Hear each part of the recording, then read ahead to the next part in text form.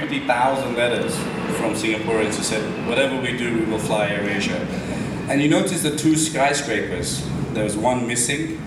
That was Singapore Airlines Tower that I erased from the skyline.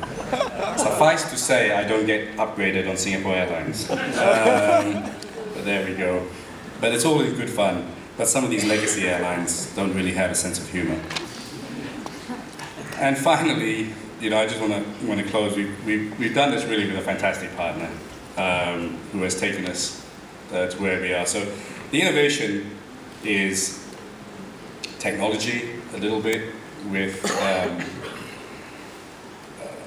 internet and Google and all those things. It's a lot of innovation with people, and it's innovation with great relationships. The relationship with Airbus is not just customer-client, and at this point you may want to leave, Tom. There may be some revealing pictures in here. No, but it's really friendship, and that, I think, again, is innovative.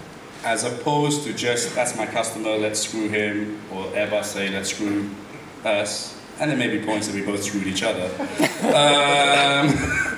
We have enjoyed screwing each other, and we have continued to build something very special, and I mean that very much, from Francois and Hervé, who were the first guys to build our planes, who are now in the most boring place in the world, and Kieran, who was such a cheapskate. When he tried to sell me planes, he took me to a Haagen-Dazs ice cream shop.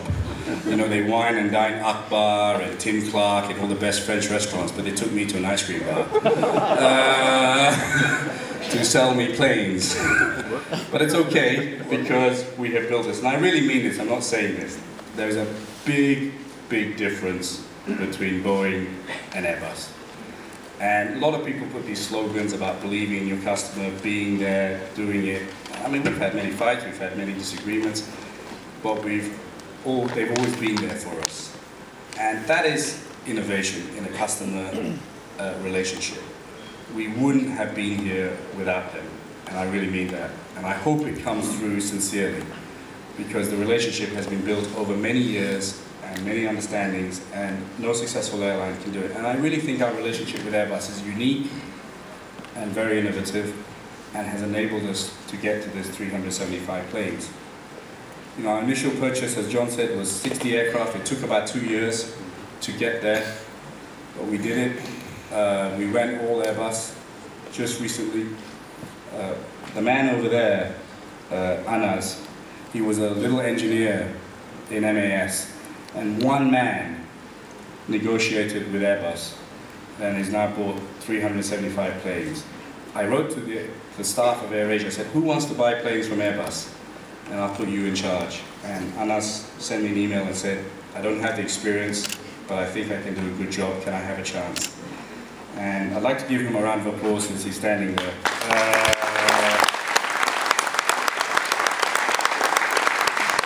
He was just a line engineer in AirAsia, in MAS, and now he's the chief engineer in AirAsia and has transformed our engineering department.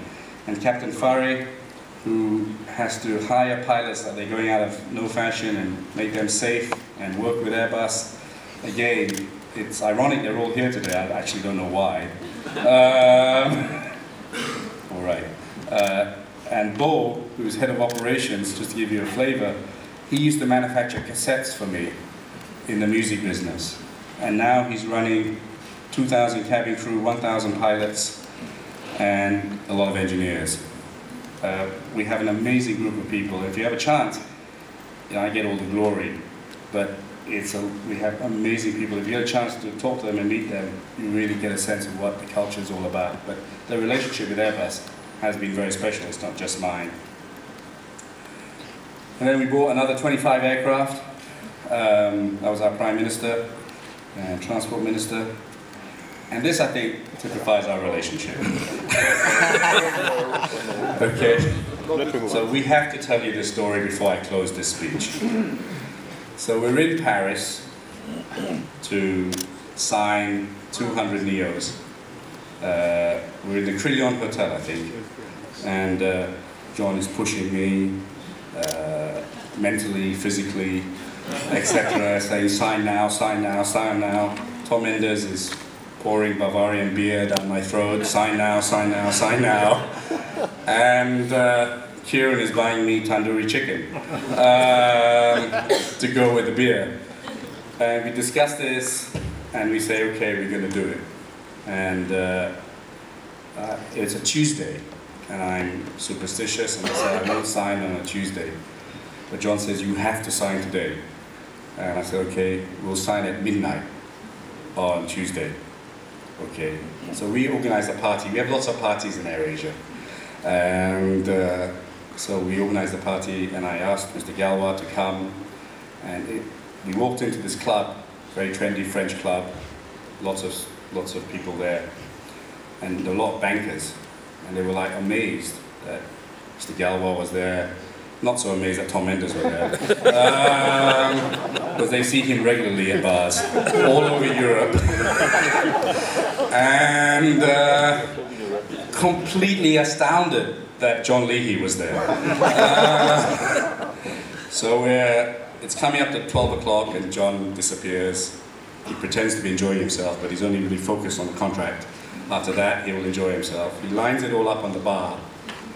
And he says, okay, Tony, he sends Kieran to say, we're ready to sign. And I said, I'm not going to sign, because I haven't seen John on the dance floor. And Kieran says, what do you mean? I said, John hasn't danced all night. He has to dance tonight. Then we will sign. And John said, I'm not dancing. I said, I'm not signing. So there was a tense moment for Kieran.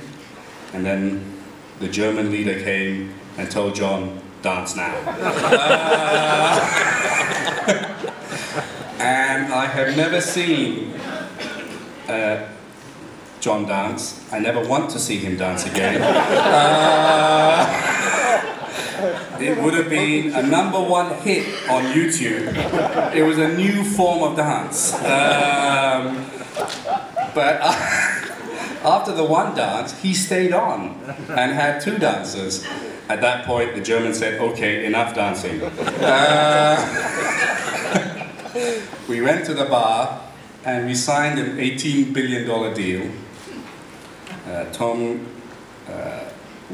had his tie around his head at that time. John still had his blazer on. And we signed the deal for 200 Airbuses in a bar in Paris.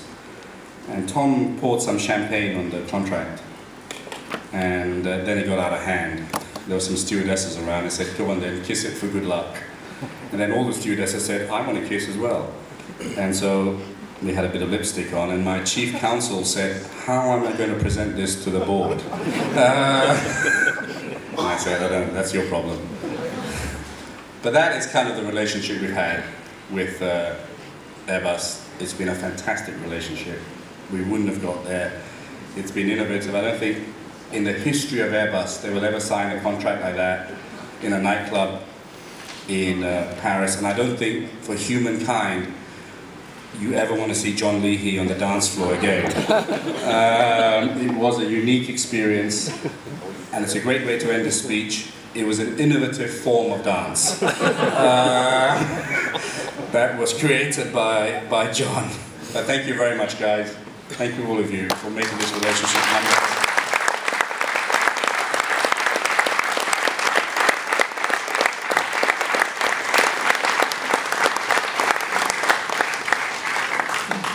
And one day I'm going to buy Singapore Airlines, and that's what it will look like when we rename it Singapore AirAsia. Okay. But my motto is, believe the unbelievable, dream the impossible, never take no for an answer. You're looking at an airline that was really a fairy tale. 250,000 with a little idea, 2 planes, 254 staff. 10 years on, we're accepting our 100th plane today. Thank you very much, Airbus and EADS, for being part of the ride, and CFM. We look forward to it, a longer ride, and I'm honoured that you allowed me to name your plane after you. I'm honoured for you treating us as part of the family. Thank you very much, ladies and gentlemen.